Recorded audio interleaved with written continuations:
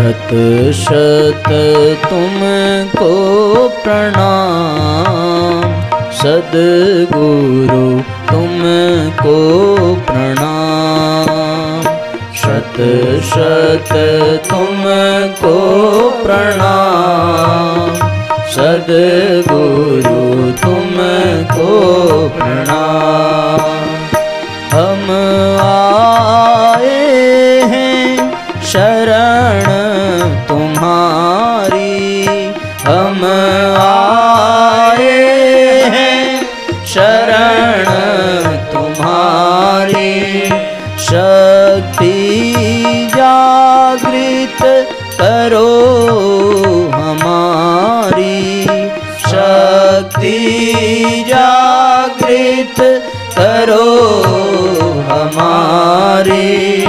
परम शक्ति के धाम, सद्गुरु तुमको प्रणाम।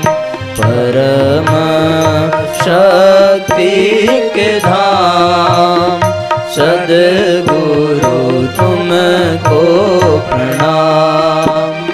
जन कल्याण हो कर्म हमारा, जन कल्याण हो कर्म हमारा। मानव सेवा धर्म हो प्यारा, मानव सेवा धर्म हो प्यारा। सेवा हो निष्काम, सद्गुरु तुमको प्रणाम। सेवा हो निष्काम, सद्गुरु तुमको प्रणाम। शत शत तुमको प्रणाम, सद्गुरु तुमको प्रणाम। सद्गुरु तुमको प्रणाम, सद्गुरु तुमको प्रणाम। बोलिए परम पूज्य गुरुदेव की, बोलिए गायत्री माता की, बोलिए श्रीमद् पावन प्रज्ञा पुराण की।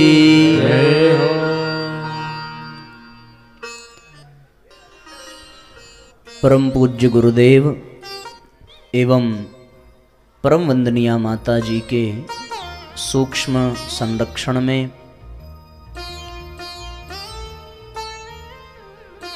विदर्भ क्षेत्र की इस पावन धरा में उपस्थित इस पंचदिवसीय श्रीमद् पावन प्रज्ञा पुराण कथा के आज प्रथम सत्र में व्यासपीठ के समक्ष विराजमान शक्ति स्वरूपा माताओं बहनों, देवतुल्य आत्मीय बंधुओं, आप सबको हृदय से प्रणाम करते हुए हम आज के सत्र का शुभारंभ करते हैं। जो ये कार्यक्रम, ये कथा प्रारंभ हो रही है, इसके पीछे भी एक कथा है और उस विषय में भी बताना आवश्यक है। मुझे याद आता है कुछ 10 दिन पहले हमारे पास हमारी उषा दीदी का फ़ोन आया। न जाने इनको कहाँ से नंबर मिला और इन्होंने सबसे पहले बताया कि हम नागपुर से बोल रहे हैं। तो हमने ये भी नहीं पूछा कि आप कौन हैं, कहाँ से, बस हमने एक ही प्रश्न किया कि एयरपोर्ट से कितनी दूरी पर आपका घर है। तो उन्होंने कहा कि एयरपोर्ट से कुछ 4-5 किलोमीटर की लगभग दूरी है। तो हमने कहा, अभी हमने इनकी बात सुनी नहीं, जैसे मैंने सुना कि 5 किलोमीटर की दूरी पर है, तो हमने इनसे कहा कि हम 28 तारीख को सवेरे 6 बजे एयरपोर्ट पे पहुंचेंगे और 6:30 बजे आपके यहाँ चाय पीने आएंगे। कोई बुद्धिमान व्यक्ति हो तो इस बात को सुनेगा तो बोलेगा पागल ही हैं दोनों, क्योंकि ये भी नहीं जानते ये कहाँ से, इनको पता नहीं हम कहाँ से, हमको पता नहीं ये कहाँ से। पहले तो चाय पीने की तिथि और समय निर्धारित हो गया, अब उसके बाद परिचय प्रारंभ हुआ। तब इन्होंने कहा कि भाई साहब कैसे? हमने कहा कि यवतमाल में एक कार्यक्रम है 28 तारीख को, वहाँ हमें आना है। हम बनारस में रहते हैं, यहाँ से 9 बजे रात की फ़्लाइट है, दिल्ली होते हुए हम नागपुर पहुँचेंगे। तो फिर इन्होंने अपना एक उद्देश्य सुनाया कि गुरुदेव की प्रेरणा से हमारा 1.25 लाख का अनुष्ठान पूरा हो रहा है और हम उसके पश्चात आपसे प्रज्ञा पुराण कथा कराना चाहते हैं। तब जाकर के हमें ये लगा कि अभी तक तो केवल हम चाय के लिए कह रहे थे, लगता है भोजन भी इनके यहाँ नसीब है, अनाज भी इनका, नमक खाना भी लिखा है। और उसके बाद हमने थोड़ी चर्चा की, तिथि की ऊपर विचार विमर्श किया और 29 तारीख को ये समय निर्धारित हो गया। जो जो परिस्थितियाँ चर्चा में आई सब सधती चली गईं और ऐसा प्रतीत होने लगा मानो हम लोग केवल माध्यम बन रहे हैं। बहुत पहले से सब किसी ने निर्धारित करके रख दिया है, अब केवल अपनी अपनी भूमिका निभानी है। हमको वक्ता बनने का सौभाग्य मिला और हमारी उषा दीदी को आयोजक बनने का सौभाग्य प्राप्त हुआ। काम गुरुजी करा रहे हैं और हम सब लोग कर रहे हैं। ऐसी स्थिति में फिर चर्चा हुई कि मुंबई में खारघर में अश्वमेध यज्ञ होने जा रहा है। हमने कहा उसकी सफलता के उद्देश्य से और हमारे उत्तर प्रदेश में अयोध्या में बालक राम के प्राण प्रतिष्ठा के समारोह के प्रसन्नता के उपलक्ष्य में इस कार्यक्रम को किया जाए। भगवान राम के आगमन और अश्वमेध, बिना राम के आए अश्वमेध हो पाएगा क्या?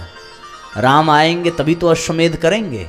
राम आए, अश्वमेध का भी निर्धारण हुआ और उसकी सफलता के लिए हम सब लोग यहाँ पर 9 कुंडीय गायत्री महायज्ञ और श्रीमद् पावन प्रज्ञा पुराण कथा का दिव्य लाभ प्राप्त करेंगे।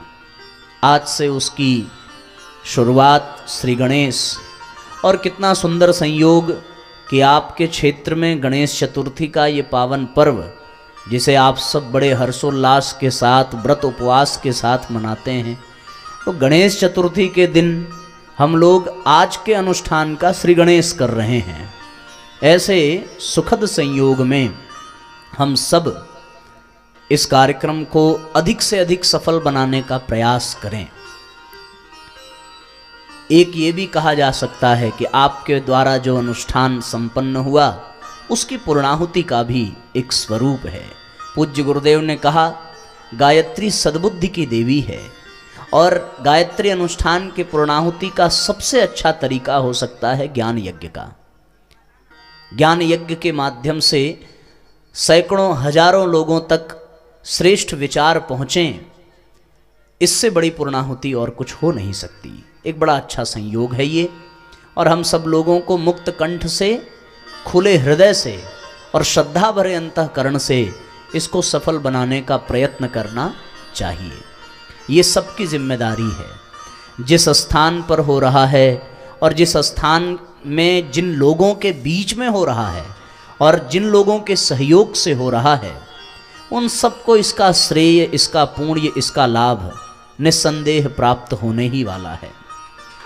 साथियों, हम सब इसके सौभाग्य को वर्ण करें। किसी भी कार्य में बहुत सारी संभावनाएं विद्यमान होती हैं और समस्त संभावनाएं साकार हो जाएं तो ये मान लेना चाहिए कि उस कार्यक्रम का पूरा परिणाम हम सबको मिला। आप कहीं यात्रा कर रहे हों और निर्धारित समय में निश्चित स्थान पर आप पहुंच जाएं, वही उसकी सार्थकता है। उसी तरीके से हम कुछ भी कर रहे हों, उस कर्म का शास्त्रोक्त प्रमाण जो बताया गया है, उसका पूरा लाभ लेने के लिए बड़ी एकाग्रता, बड़ी तन्मयता और बड़ी पुरुषार्थ की आवश्यकता पड़ती है। एक क्लास में कई तरह के विद्यार्थी बैठे होते हैं, कुछ फेल भी हो जाते हैं, कुछ थोड़ा कम अंक पाते हैं और कुछ जो है सर्वाधिक अंक पाकर अपने पूरे क्षेत्र में, पूरे जिले में एक नाम करते हैं। आप लोग हिंदी तो समझ रहे होंगे ना? नहीं समझ रहे होंगे तो भी, और समझ रहे होंगे तब तो अच्छी बात, क्योंकि हमें तो मराठी आती नहीं है।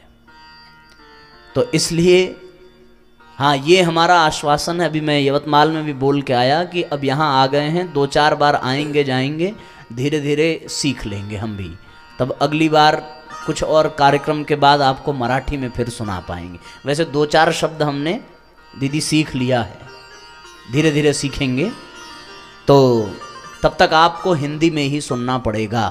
समझ में आ रहा है ना सबको? चलिए, बहुत बहुत धन्यवाद।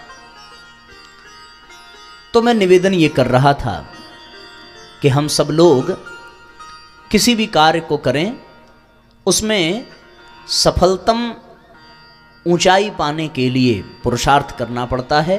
और हमने एक उदाहरण दिया कि कोई भी कक्षा हो, उसमें जितने भी विद्यार्थी हैं उन सबको अलग अलग परिणाम मिलता है। एक तो वो जो सर्वाधिक अंक पा जाए, उसका अलग ही आनंद होता है। एक जो बहुत अधिक न पा सके लेकिन कम भी ना पावे, अच्छे अंक से उत्तीर्ण हो जाए। लेकिन कुछ ऐसे भी विद्यार्थी हैं जो बेचारे फेल हो जाते हैं। दोष अध्यापक का नहीं है, दोष उस कक्षा का नहीं है, दोष उस विद्यालय का नहीं है, दोष उनकी परिस्थिति, उनके माँ बाप का भी नहीं है। वहाँ दोष केवल और केवल उस विद्यार्थी का होता है जिसके पास ये संभावना थी कि वो सर्वाधिक अंक पावे, लेकिन अपनी लापरवाही के कारण, अपने तन्मयता के, एकाग्रता के अभाव के कारण वो विद्यार्थी उस संभावना को साकार न कर सका जिसके लिए उसको कक्षा में बुलाया गया था। एक सत्य घटना आपको बतावें कि एक व्यक्ति, एक जगह कथा चल रही थी और उस व्यक्ति को पता चला कि यहाँ कथा हो रही है।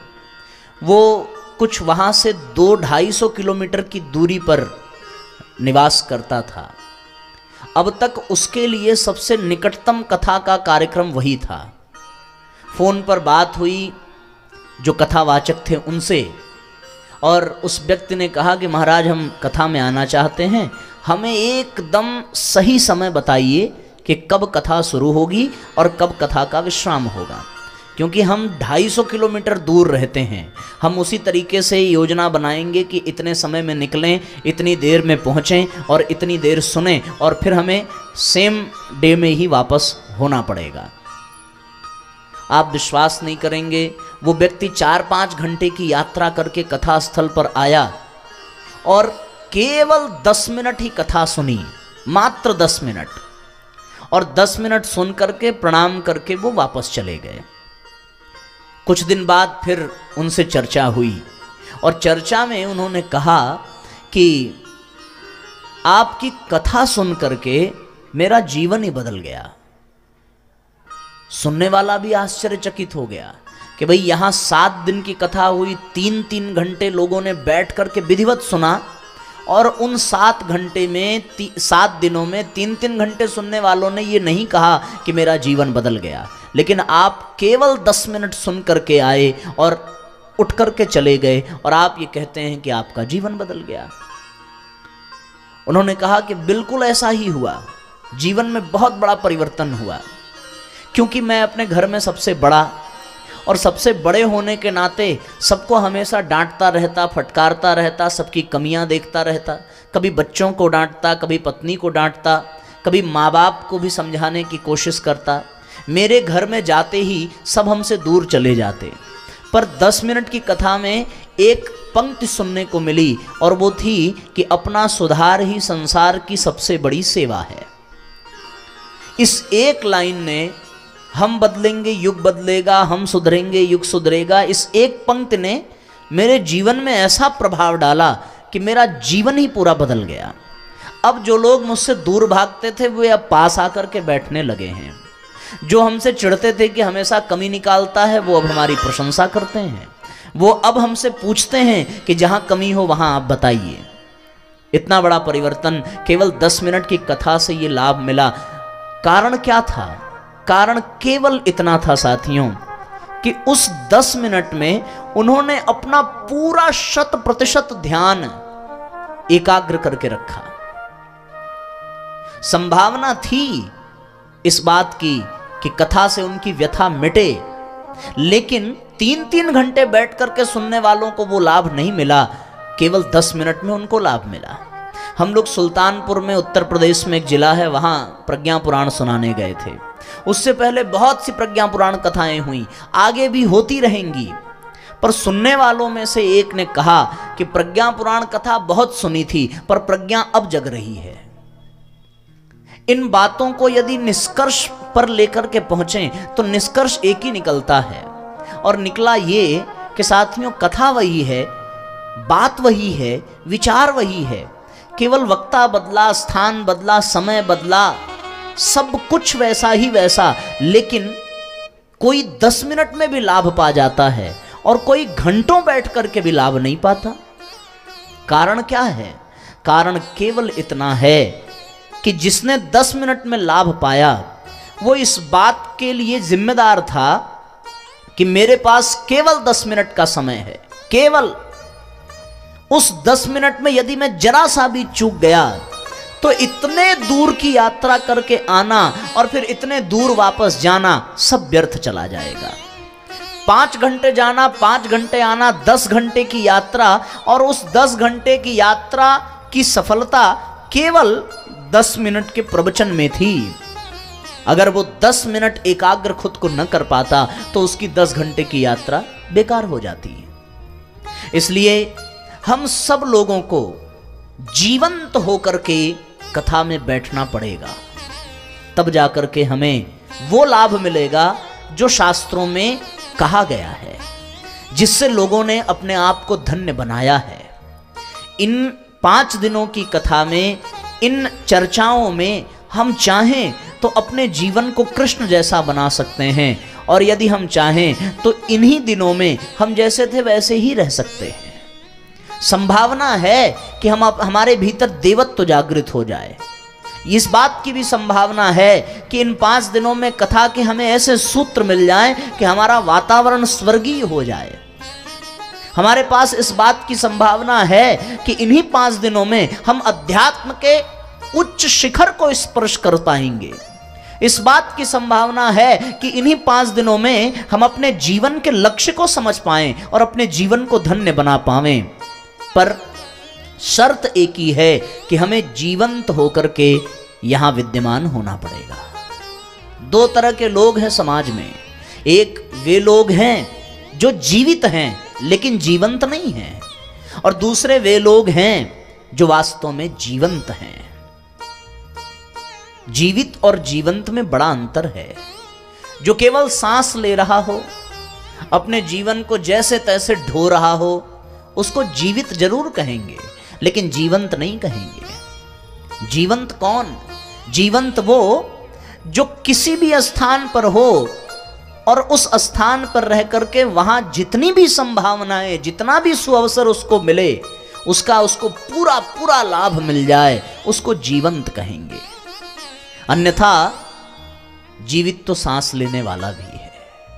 सांस चलती रहे, और सांस तो उनकी भी चलती है जो वेंटिलेटर पर रहते हैं। उनको मृत तो घोषित नहीं कर सकते, वो जीवित हैं लेकिन वो कुछ भी कर नहीं सकते। उनकी सांसें चल रही हैं, जीवन है उनमें, लेकिन वो केवल जीवित हैं। पर जीवंत कौन है? जीवंत तो स्वामी विवेकानंद जैसा व्यक्तित्व हो सकता है जो मात्र 39 वर्ष की उम्र में ही पूरी दुनिया में भारतीय संस्कृति को पहुंचा देते हैं। जीवंत भगत सिंह को कहा जा सकता है कि मात्र 23 साल की उम्र में ही उन्होंने अपने देश के लिए अपना सब कुछ कुर्बान कर दिया। जीवंत महात्मा गांधी को कहा जा सकता है जिन्होंने केवल एक धोती पर पूरा जीवन बिताया और अंग्रेजों को यहाँ से जाने पर विवश कर दिया। जीवंत ध्रुव को कहेंगे कि मात्र 5 वर्ष की उम्र में उन्होंने भगवान का साक्षात्कार कर लिया। जीवंत प्रहलाद को कहेंगे जिन्होंने भगवान को खंभे से प्रकट होने के लिए विवश कर दिया। साथियों, हमें जीवंत बनने की आवश्यकता है और जीवंत होने का लक्षण यही है कि हम जिस कार्य के लिए उपस्थित हुए हैं उस कार्य में जितनी संभावना है वो सब हमारे भीतर उतर जाए। आध्यात्मिक भाषा में यदि इसे कहा जाए तो हम यही माने कि जीवंत उसको कहेंगे जिसका विवेक जागृत हो, जो हमेशा तत्पर रहे, जो हमेशा कुछ विशेष पाने की क्षमता रखता हो, ग्रहण करने की क्षमता रखता हो। एक गुरु ने अपने कुछ शिष्यों को बुलाया और कहा कि आज रात में मैं तुम्हें सिद्धियां प्रदान करूंगा, तुम सोना मत, मैं तुम्हें आवाज दूंगा और आवाज सुन करके जो मेरे पास आ जाए उसे मैं सिद्धियां प्रदान करूंगा। मेरे पास 9 सिद्धियां हैं, तुम 9 लोग हो, मैं एक एक करके सबको बुलाऊंगा और एक एक करके आना और आकर के सिद्धियां ले जाना। रात हुई, गुरुजी ध्यान में बैठे, नेत्र बंद किया, सारे शिष्य अपने कमरे में थे, जोर से आवाज लगाई, राम उठा, आकर गुरुजी के सामने बैठा। गुरुजी के नेत्र तो बंद ही हैं क्योंकि उनको सिद्धियों को प्रकट करना है और शिष्य को प्रदान करना है। गुरुजी को पता नहीं है कि कौन शिष्य सामने बैठा है। आवाज लगाई, राम आया, सामने बैठा, गुरुजी ने सिद्धियां प्रदान की, राम उठा, प्रणाम करके अपने स्थान पर गया। थोड़ी देर बाद गुरुदेव ने फिर आवाज लगाई और अब की बार भी कोई और शिष्य ने नहीं सुना। फिर से राम उठा और आया, गुरुजी को प्रणाम किया, बैठा, दूसरी सिद्धियां भी ले गया। तीसरी बार गुरुदेव ने फिर आवाज लगाई, तीसरी बार भी आवाज लगाई, कोई न उठा। फिर से वही राम उठा, आया, बैठा, सिद्धियां ली और चला गया। सारे शिष्य सोते रहे, केवल एक जगा रहा और उसने 9 बार आकर के 9 की 9 सिद्धियां प्राप्त की और अपने जीवन को धन्य बनाया। अब ये संभावना सबके लिए थी, हर व्यक्ति चाहता, हर शिष्य चाहता तो उसे वो लाभ मिल जाता। चाहते तो 9 के 9 एक साथ आते और 9 के 9 सिद्धियां 9 को मिल जाती, लेकिन केवल एक आया। उसका कारण क्या था? उसका कारण यह था कि बाकी 8 जीवित तो थे पर जीवंत केवल राम था और राम को ही केवल लाभ मिला। बस इतनी सी बात है कि हम जीवंत कितना हैं, और जीवंत वही है जिसका विवेक जागृत है। बुद्धि तो पशुओं के भी पास होती है, शरीर तो पशुओं के पास भी है। शरीर से कोई ताकतवर हो जाए तो उसको जीवित ही कहेंगे, जीवंत नहीं कहेंगे। और हम कितने भी ताकतवर हो जाएं, घोड़े से तेज तो नहीं दौड़ सकते। हम कितने भी ताकतवर हो जाएं, हाथी से अधिक बोझा नहीं उठा सकते। हम कितने भी बुद्धिमान हो जाएं, पक्षियों जैसे उड़ नहीं सकते, मछलियों जैसे तैर नहीं सकते। पशुओं से ऊर्जा की अपेक्षा में हम बहुत पीछे हैं, लेकिन फिर भी हम पशुओं को अपने वश में कर लेते हैं। कारण क्या है? केवल इतना कि पशु जीवित मात्र हैं और जो पशुओं को वश में कर ले वो जीवंत है। हमें जीवंत होने की आवश्यकता है और जीवंत होने के लिए अपने विवेक को जागृत करने की आवश्यकता है। एक बार जब विवेक जागृत हो जाए, एक बार जब प्रज्ञा जागृत हो जाए तो व्यक्ति जीवंत कहलाने लगता है। इसलिए हम जीवित तो हो चुके हैं, जन्म ले लिया मतलब जीवन मिल गया, तो जन्म मिला तो जीवित हो गए। अब थोड़ा जीवंत की यात्रा करने की आवश्यकता है। इसी जीवन में कोई अपने जीवन को सार्थक कर महापुरुष बन जाता है और कोई अपने जीवन को बेकार कर आतंकवादी बन जाता है, भ्रष्टाचारी बन जाता है, अनर्गल क्रियाकलाप करके असुर बन जाता है। तो जो श्रेष्ठता की ओर चलने के लिए कटिबद्ध हो, जो दिव्यता का स्पर्श पाना चाहता हो, जो भगवान के काम आना चाहता हो उसको जीवंत कहेंगे। रावण के साथ युद्ध करना था, सीता का हरण हुआ, सब देख रहे हैं कि माता सीता को रावण लिए जा रहा है और देखने वाले सब जीवित हैं, पर जीवंत कौन था उसमें? वो जटायु था जो रावण से लड़ पड़ा और भगवान की गोद मिली उसको, भगवान का स्नेह मिला उसको। क्यों? क्योंकि वो जटायु जीवंत था। समुद्र को पाटना था, सबको पता था, पूरी सृष्टि ये जानती है, पर सबसे पहले सहयोग किसने किया? एक छोटी सी गिलहरी ने किया। वो जानती है कि पाट नहीं सकती, लेकिन उसने जीवंत होने का सबसे बड़ा उदाहरण दिया। भगवान जब रावण पर आक्रमण करते हैं तो कोई बहुत बड़े राजा महाराजा योद्धा भगवान के साथ नहीं आए। कौन आए?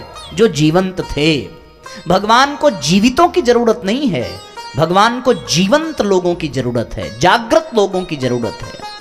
और ये प्रज्ञा पुराण जो सुनाया जा रहा है, ये इसीलिए सुनाया जा रहा है कि जो जीवित हैं उनको जीवंत बना दिया जाए, उनको जागृत कर दिया जाए, उनको झकझोर करके जगा दिया जाए। जो आलस्य में, प्रमाद में, काम में, वासना में खोए हुए हैं, जो अपने लक्ष्य से विमुख हैं, जो अपने कर्तव्य से पदच्युत हो गए हैं, उनको झकझोरने के लिए, उनको जीवंत बनाने के लिए, उनमें प्राण फूंकने के लिए श्रीमद् पावन प्रज्ञा पुराण कथा की आवश्यकता पड़ती है। केवल यही प्रज्ञा पुराण ही है जो दूसरों में ऐसा प्राण फूके कि उनका विवेक जागृत हो जाए, उनमें प्रज्ञा जागृत हो जाए। और जब प्रज्ञा जागृत हो जाती है, जब विवेक जागृत हो जाता है, तब व्यक्ति जीवंत हो जाता है। तब उसे संसार के मोह बंधनों में फंसकर अपने जीवन को बेकार करने का मन नहीं करता, तब वो अपने जीवन को व्यर्थ नहीं गंवाना चाहता, तब वो अपने जीवन को शानदार बनाना चाहता है। फिर तो उसके जीवन में दैवीय गुण उतरने लगते हैं और उसका जीवन जागृत हो जाता है, जीवंत बन जाता है। और जो जीवंत हो वो केवल अपना ही नहीं बल्कि संसार का कल्याण करता है, समाज का भी उद्धार करता है। आप सब देखो, इस पूरे आयोजन में किसी एक के मन में संकल्प जगा, और संकल्प तो कईयों के मन में जगा होगा। सब चाहते हैं कि हम भी कोई अनुष्ठान करें, हम भी कोई प्रयास करें, हम भी कोई आयोजन करें।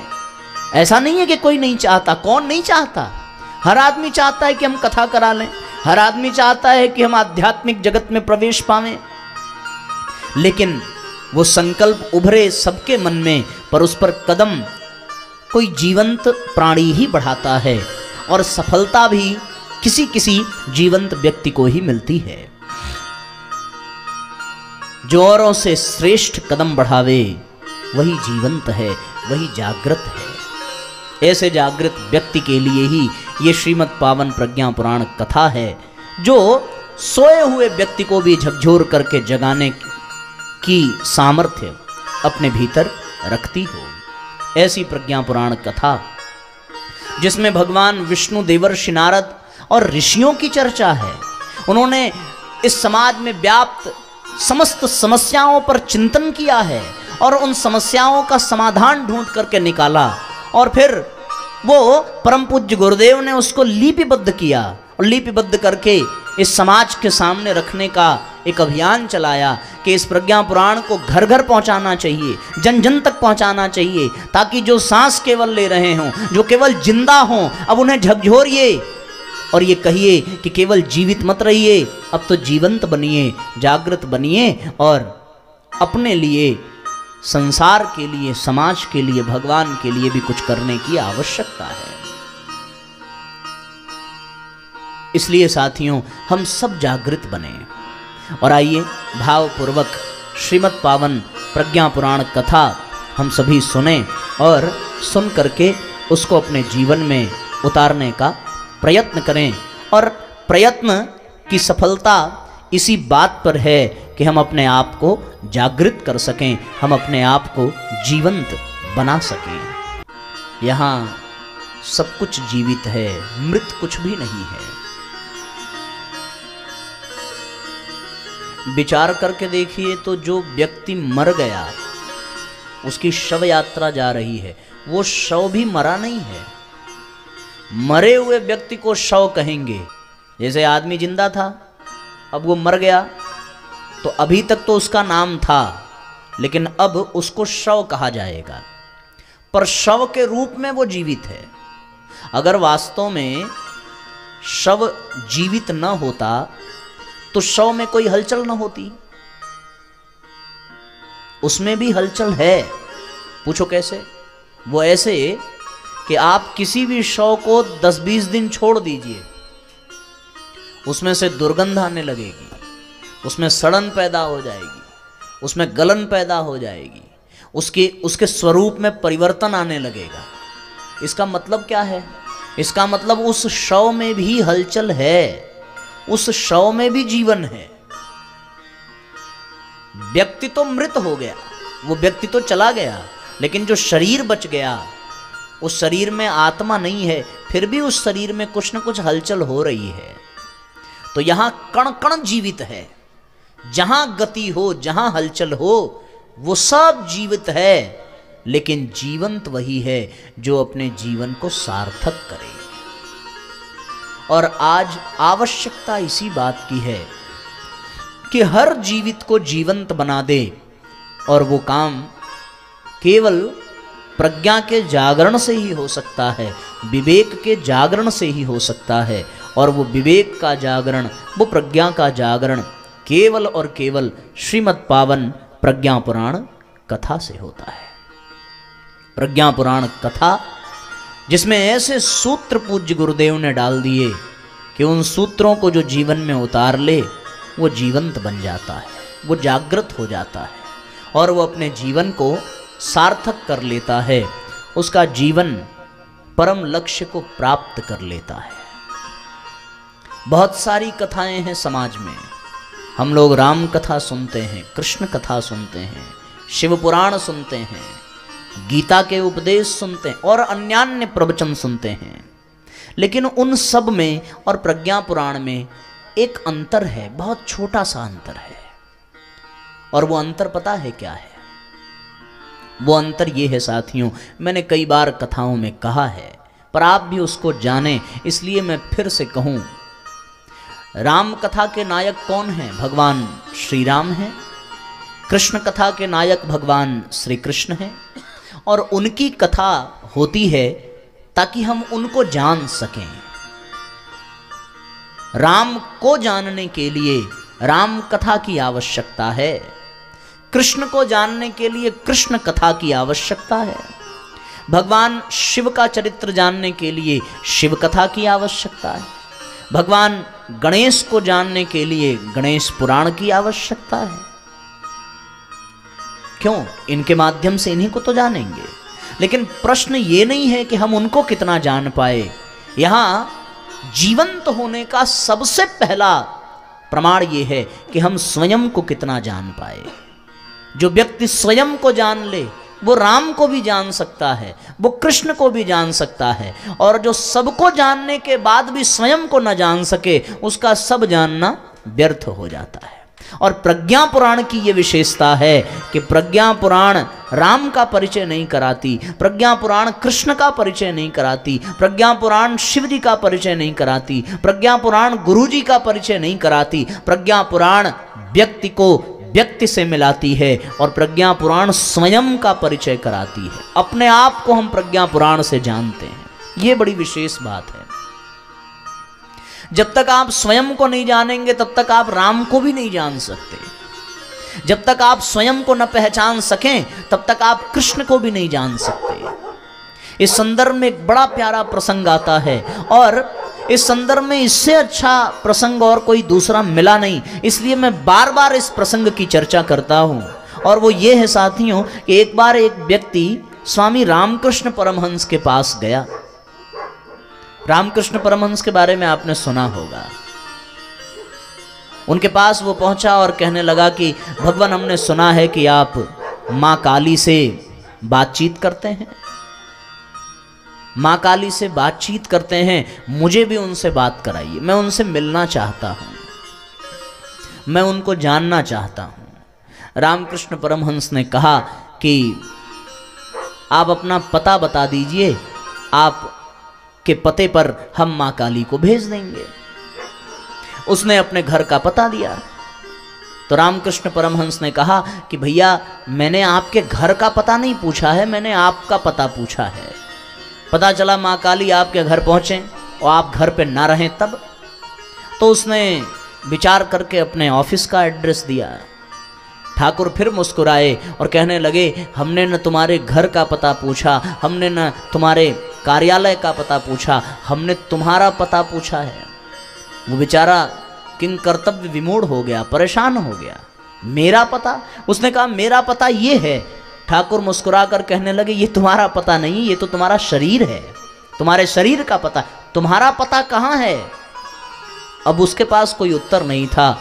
तब रामकृष्ण परमहंस ने कहा कि जिस दिन तुम्हें तुम्हारा पता चल जाएगा उस दिन माँ काली वहीं मिलेंगी और वहीं तुमको दर्शन देंगी, कहीं और जाने की जरूरत नहीं पड़ेगी। इसलिए हम राम को तभी जान पाएंगे जब हम स्वयं को जानें। हम कृष्ण को तभी जान पाएंगे जब पहले अपने आप को तो जानें, पहले अपने जीवन को तो जानें कि हम कौन हैं, हम किस लिए आए। उसके बाद ना हम राम को जाने, कृष्ण को जाने, भगवान शिव को जाने, पूज्य गुरुदेव को जाने अथवा किसी भी महापुरुष को जाने। पर उनको जानने के लिए पहले स्वयं का परिचय आवश्यक है। इस बात का बोध होना आवश्यक है कि हमें मनुष्य जीवन मिला है। हम पा तो गए मनुष्य योनि को, हम पा तो गए मानव शरीर को, लेकिन हमारा जीवन तो पशुओं जैसा ही रह गया।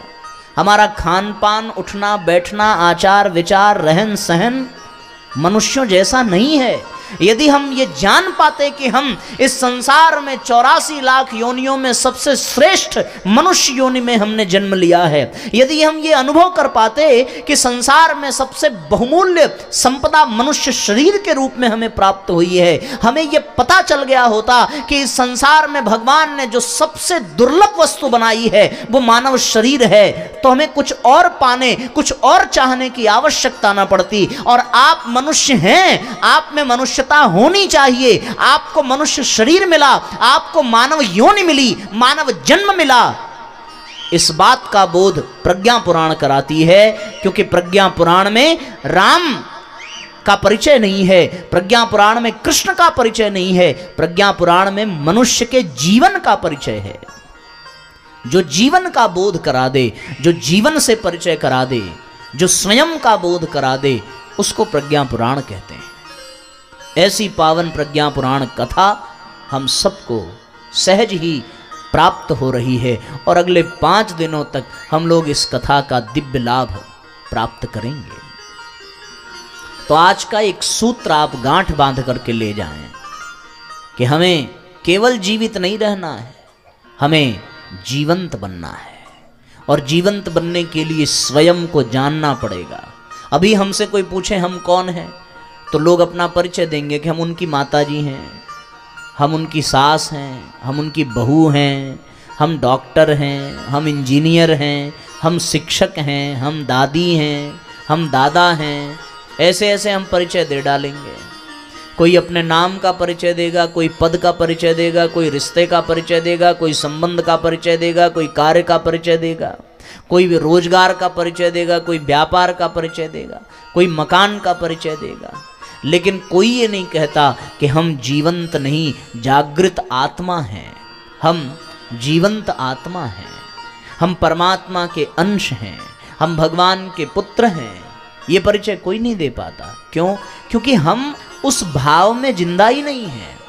और जब तक हम स्वयं का परिचय दूसरे के आधार पर तय करेंगे, तब तक हम जीवंत नहीं हो सकते।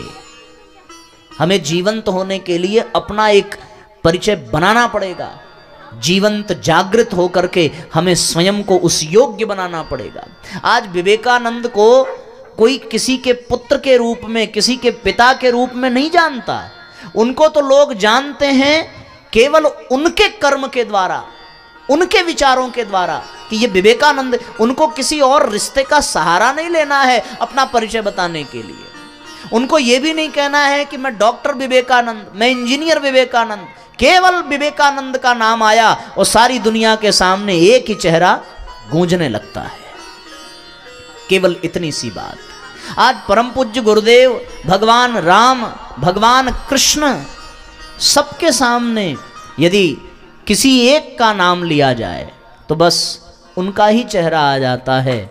उनके नाते लोगों का, अन्य लोगों का परिचय हो, ये तो बहुत अच्छा, लेकिन उनका अपना स्वयं का व्यक्तित्व ही उनका अपना परिचय है। कारण क्या है? क्योंकि वो जीवंत थे, जागृत थे।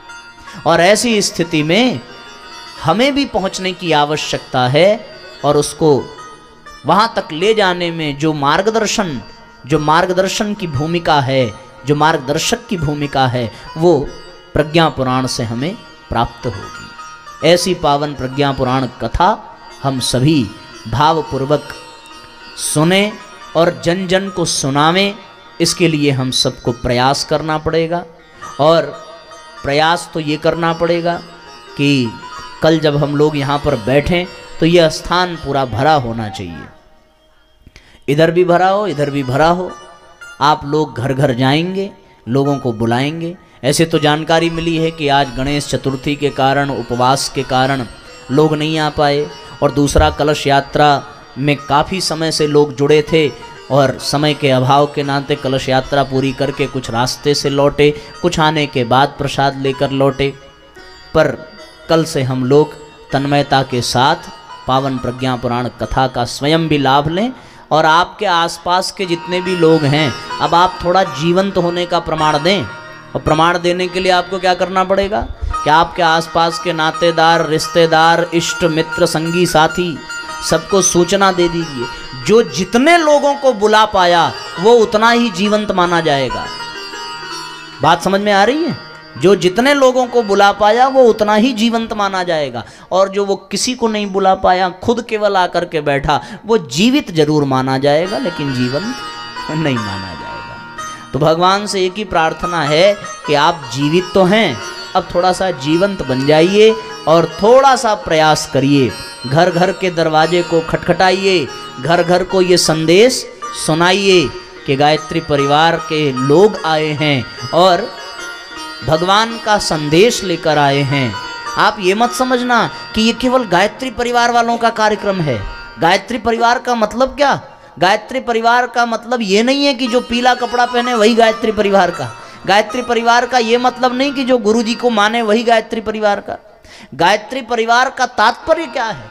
गायत्री परिवार का मतलब वो ऐसा संगठन जिसमें अच्छी सोच और अच्छे आदर्श को अपनाने वाले लोग हों, उनको गायत्री परिवार का कहेंगे। गायत्री मतलब सद्बुद्धि ना।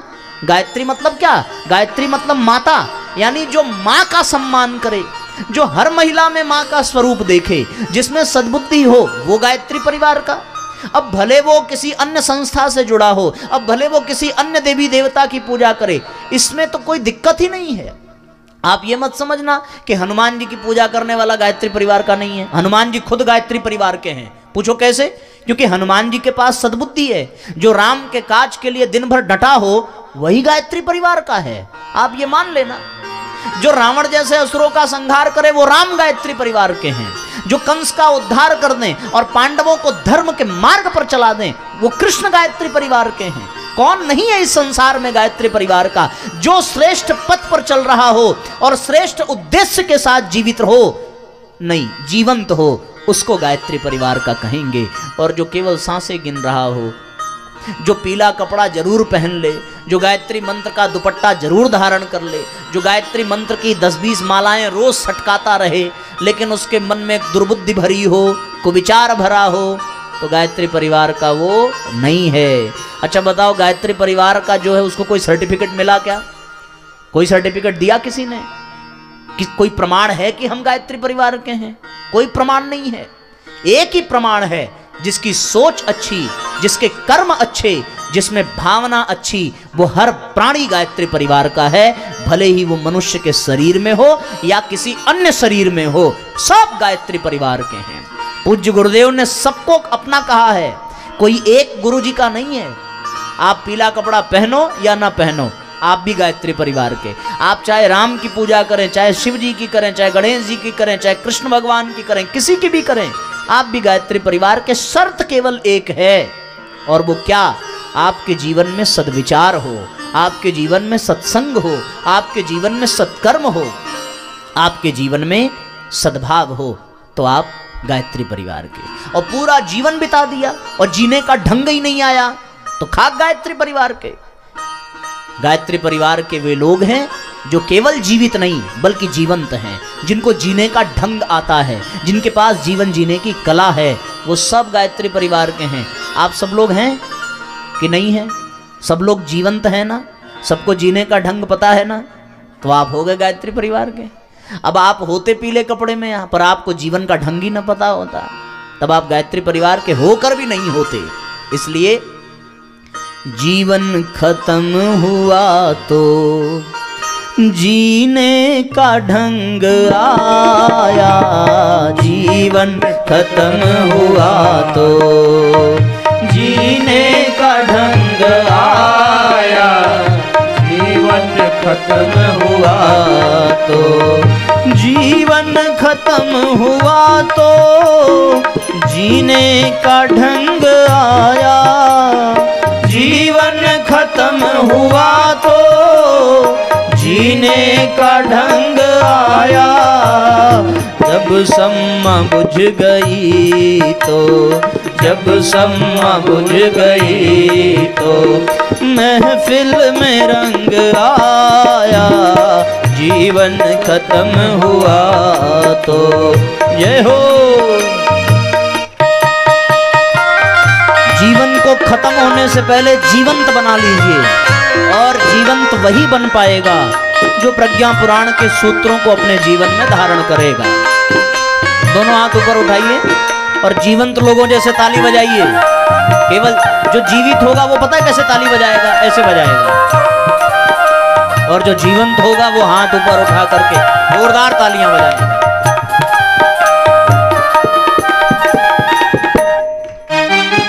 मन की मशीनरी ने तब ठीक चलना सीखा, मन की मशीनरी ने तब ठीक चलना सीखा, मन की मशीनरी ने तब ठीक चलना सीखा, मन की मशीनरी ने तब ठीक चलना सीखा।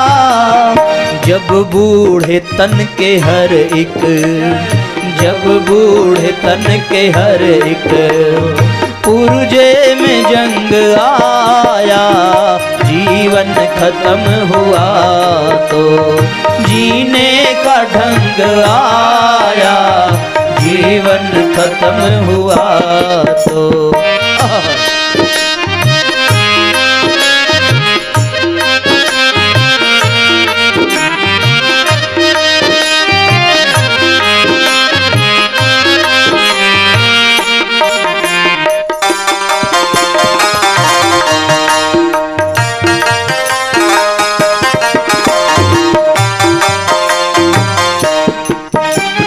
गाड़ी निकल गई तो घर से चला मुसाफिर, गाड़ी निकल गई तो घर से चला मुसाफिर, गाड़ी निकल गई तो घर से चला मुसाफिर, गाड़ी निकल गई तो घर से चला मुसाफिर।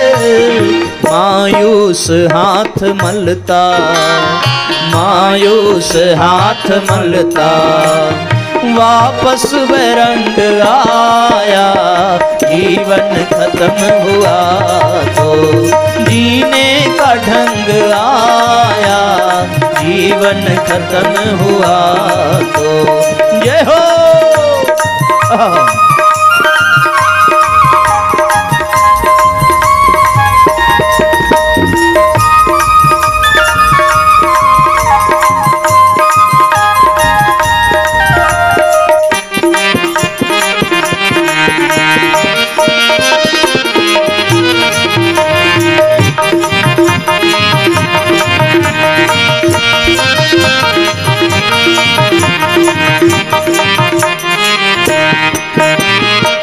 फुर्सत के वक्त में ना सुमिरन का वक्त पाया, फुर्सत के वक्त में ना सुमिरन का वक्त पाया, फुर्सत के वक्त में ना सुमिरन का वक्त पाया, फुर्सत के वक्त में ना सुमिरन का वक्त पाया।